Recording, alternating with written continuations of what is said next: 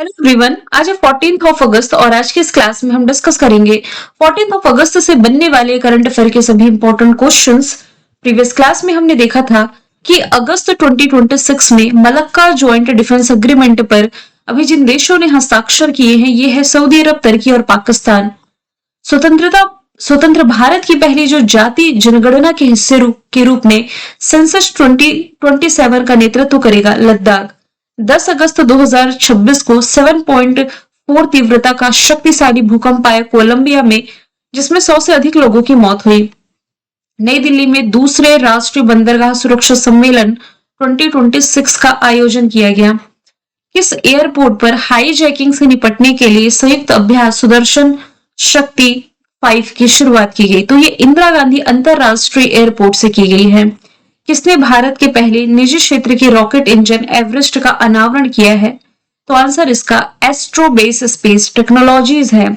Life time libertarian award जीतने वाले पहले भारतीय लेखक जो है ये गुरु चरण दास बने हैं। अभी हाल ही में ईडी के नए निदेशक बने हैं राहुल नवीन। 16वीं एशियाई शेर आबादी गणना 2025 के अनुसार भारत में एशियाई शेरों की आबादी है 891। भारत के स्वतंत्रता दिवस 2026 की थीम है यूथ पावर यानी कि युवा शक्ति। नाविकों की शिकायतों के लगातार समाधान के लिए बंदरगाह जहाजरानी और जलमार्ग मंत्रालय ने ई नाविक पोर्टल लॉन्च किया है। गुजरात के जो ऋतु सिंह मुवाडा गांव के शिक्षक है संदीप उपाध्याय, इसकी पहल के तहत 16 फेडरेटेड शतरंज खिलाड़ी तैयार हो चुके हैं।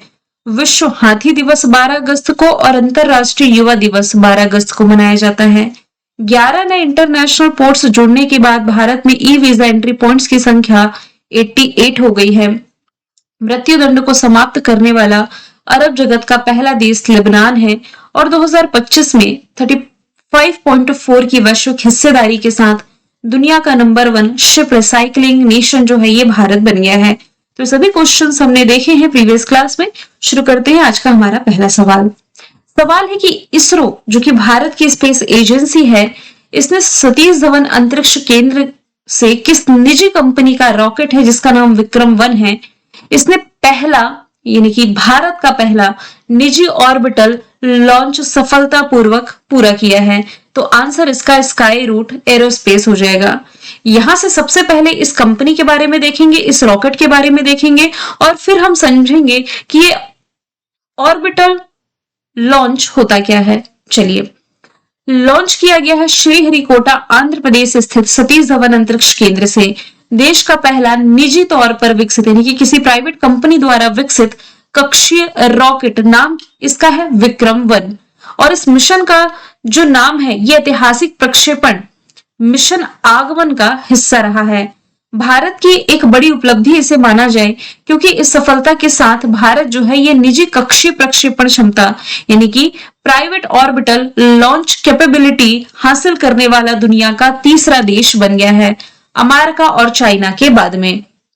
तो ये जो विक्रम-1 रॉकेट है, सबसे पहली बार पूछा जाए कि इसका निर्माण किसने किया है, तो इसका निर्माण किया है भारत की प्राइवेट स्पेस कंपनी ने जिसका नाम है sky root aerospace.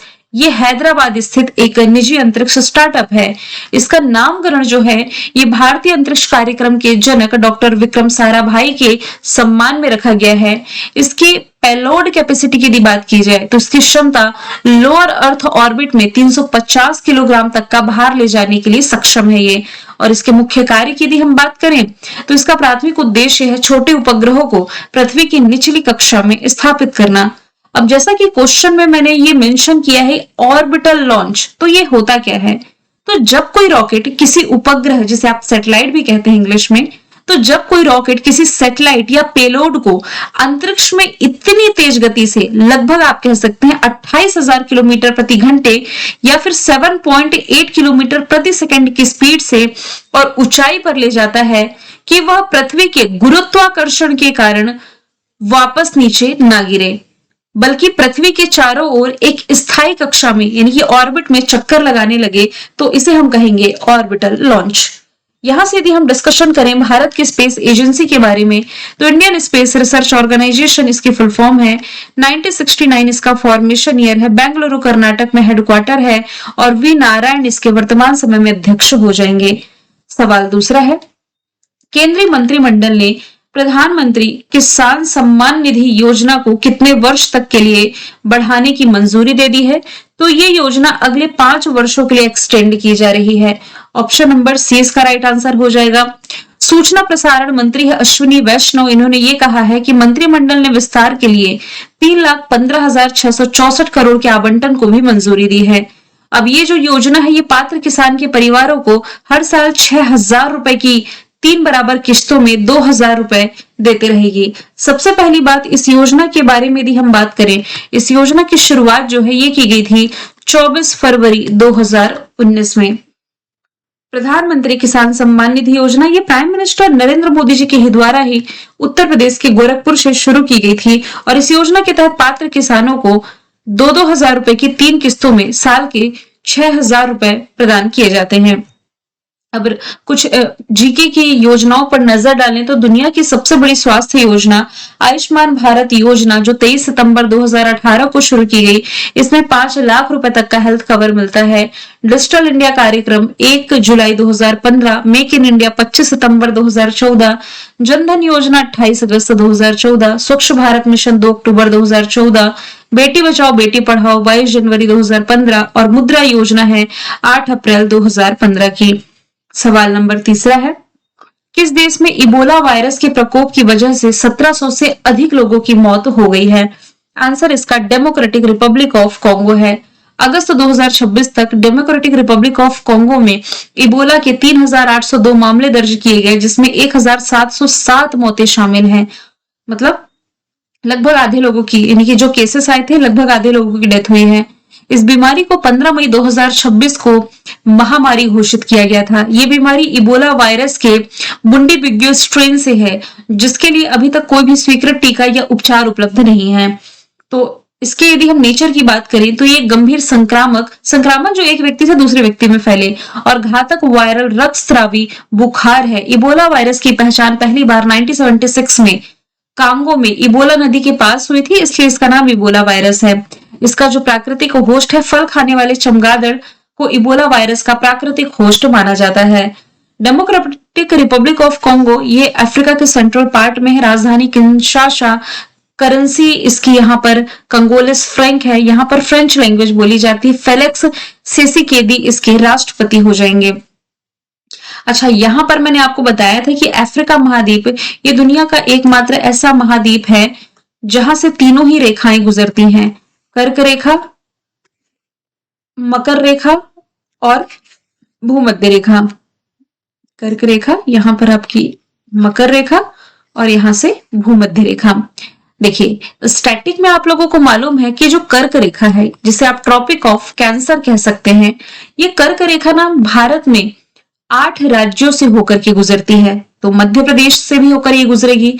Madhya Pradesh में धार जिले की माहे रिवर को ये 2 बार काटती है। एक इंपॉर्टेंट पॉइंट है, एग्जाम में ये पूछा जाता है। तो कर्क रेखा को 2 बार काटने वाली रिवर है माहे रिवर, मध्य प्रदेश के धार जिले की। यहां से 2 इंपॉर्टेंट रिवर आपको याद रखना है, कांगो या जायरे रिवर।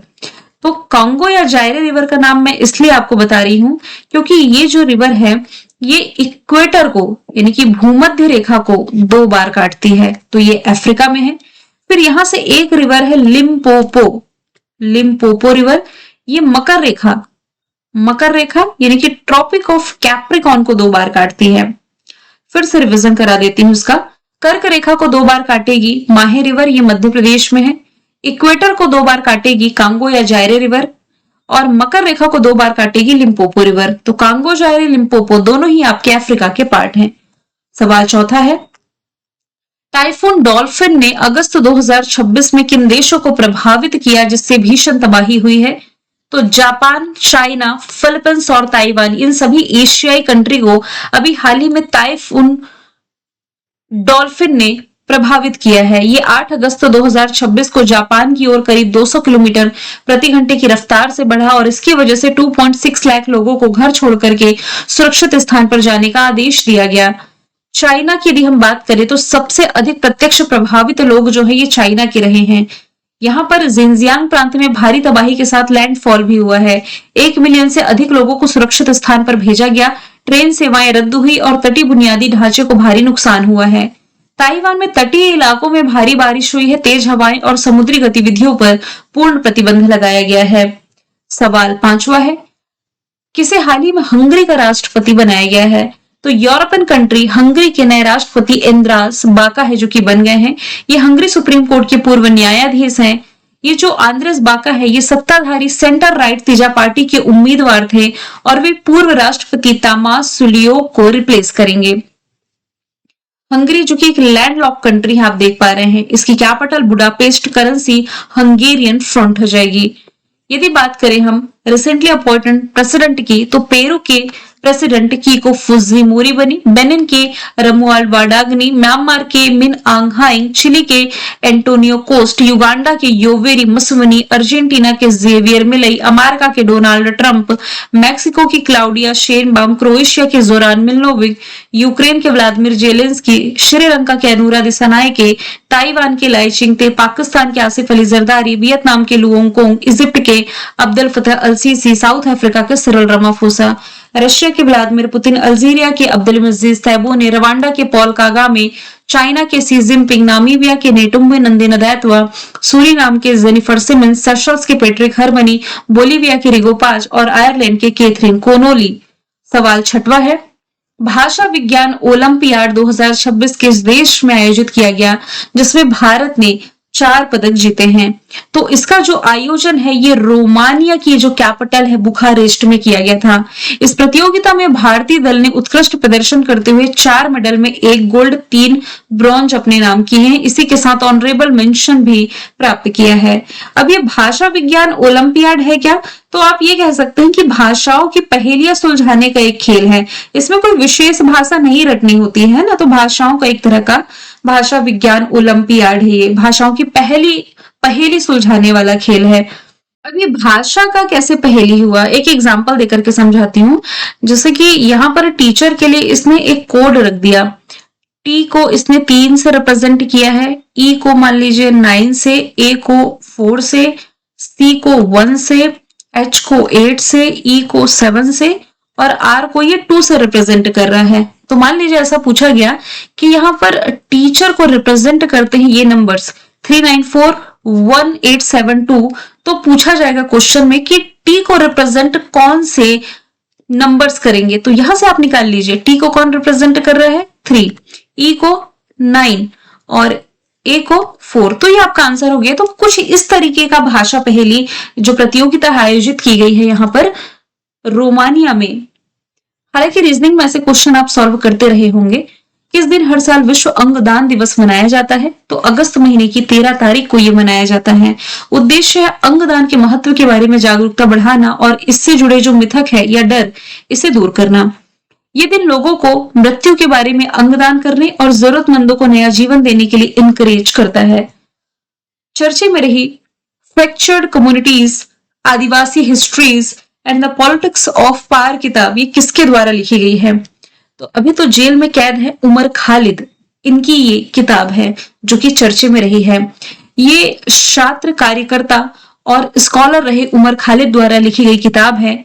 ये पुस्तक उमर खालिद की जेएनयू यानी कि जवाहरलाल नेहरू विश्वविद्यालय के सेंटर फॉर हिस्टोरिकल स्टडीज में जमा की गई उनकी पीएचडी थीसिस पर आधारित है।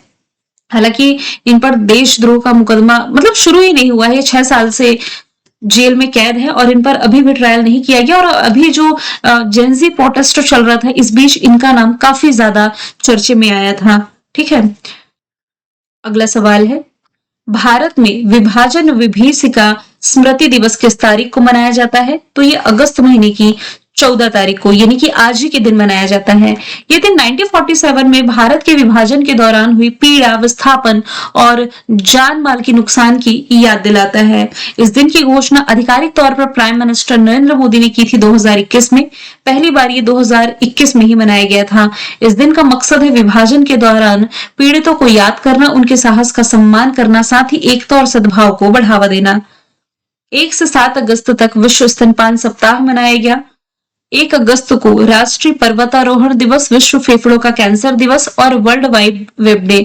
4 अगस्त है यूएस कोस्ट गार्ड डे, 6 अगस्त हिरोशिमा डे, 7 अगस्त नेशनल हैंडलूम डे, 8 अगस्त है भारत छोड़ो आंदोलन, 9 अगस्त है नागासाकी डे, 10 अगस्त वर्ल्ड बायोफ्यूल डे, 12 अगस्त को अंतरराष्ट्रीय युवा दिवस और वर्ल्ड एलिफेंट डे। एक्सरसाइज उदार शक्ति जो है ये भारतीय वायुसेना और किस देश की वायुसेना के बीच आयोजित एक द्विपक्षीय हवाई अभ्यास है?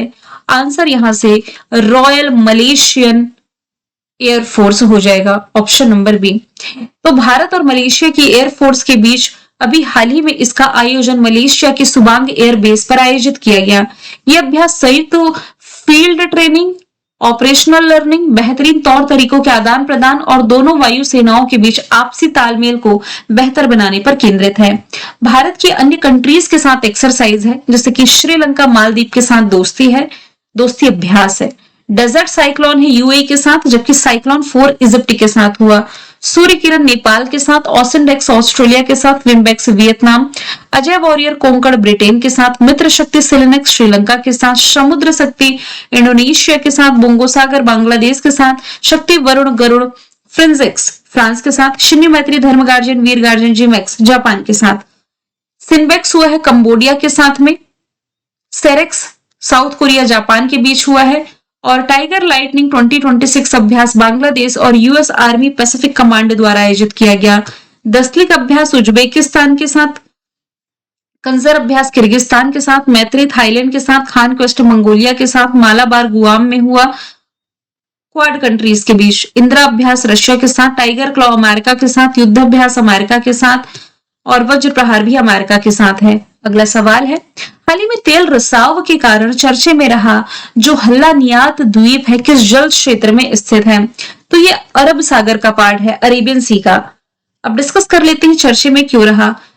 ओमान जो है गल्फ कंट्री, ये अरब सागर में हल्लियात द्वीपों के पास फंसे हुए एक टैंकर से तेल के रिसाव की समस्या से निपट रहा है। कौन सा कंट्री निपट रहा है? ओमान। ओमान अरेबियन सी में स्थित ये जो हल्लियत द्वीप है, इसी के पास फंसे एक टैंकर से जो तेल रिसाव हो रहा है, इस समस्या से निपट रहा है। ये द्वीप, जिसे पहले कुरिया मुरिया द्वीप के नाम से जाना जाता था, अरब सागर में ओमान के दक्षिणी तट पर स्थित 5 द्वीपों में से एक समूह है। ये द्वीप संरक्षित प्राकृतिक क्षेत्र है जो कोरल रीफ, कछुओं के अंडे देने वाले समुद्र तटों और समुद्र जैव विविधता के लिए जाने जाते हैं। ये द्वीप अरब सागर की hump back well, whale shark, dolphin और कई तरह की मछलियों का घर भी है। अगले सवाल की तरफ चलें। गुजरात में किस जगह पर एशिया के पहले डेजर्ट थीम वाला ड्राइव थ्रू नाइट सफारी और जूलॉजिकल पार्क को मंजूरी दी गई? आंसर इसका जूना डीसा है, ऑप्शन नंबर बी। तो कुछ इस तरीके का जो आप इमेज में देख रहे हैं, डेजर्ट थीम वाला ड्राइव थ्रू नाइट सफारी और जूलॉजिकल पार्क बनने जा रहा है गुजरात के बनासकांठा जिले में। सेंट्रल जू अथॉरिटी ने 12 अगस्त को इस प्रोजेक्ट को मंजूरी दी है। लगभग 103 हेक्टेयर सरकारी जमीन पर बनाया जाएगा। लगभग 542 करोड़ की लागत आएगी। इस पार्क में लगभग 83 प्रजातियों के तकरीबन 2700 जानवरों और पक्षियों को रखने की योजना है। यदि बात करें हम गुजरात की राजधानी गांधीनगर, मुख्यमंत्री भूपेंद्र पटेल गिर वंसदा, ब्लैक बक मरीन यहाँ के नेशनल पार्क हैं। छत्तीसगढ़ और महाराष्ट्र के बाद गुजरात देश का ऐसा तीसरा राज्य बना जिसने नॉन स्टंड एनालॉग पनीर, चीज और बटर पर बैन लगाया। विश्व योगासन चैंपियनशिप गुजरात के अहमदाबाद में हुई। ऑपरेशन डेल्टा हंट गुजरात में की गई। भारत का पहला ग्रीन मेथनॉल प्लांट गुजरात में मंजूर किया गया। एशियाई भारत तोलन चैंपियनशिप का आयोजन गुजरात के गांधीनगर में। भारत के पहले प्रमुख सेमीकंडक्टर फैब्रिकेशन प्लांट के लिए स्पेशल इकोनॉमिक जोन को मंजूरी दी है गुजरात के धौलेरा में। मुंद्रा पोर्ट गुजरात के कक्ष में है। ये भारत का पहला बड़ा निजी व्यावसायिक बंदरगाह है। मैंने कल आपसे पूछा था कि अधिसूचित आपदाओं की कुल संख्या अभी वर्तमान में कितनी हो गई, जिसका आंसर 14 था। आज का सवाल है, हाल ही में आर्मी चीफ के एडीसी नियुक्त होने वाली पहली महिला अधिकारी कौन बनी? आंसर जो भी कमेंट बॉक्स में बताएं। मिलेंगे नेक्स्ट क्लास में। Thank you so much.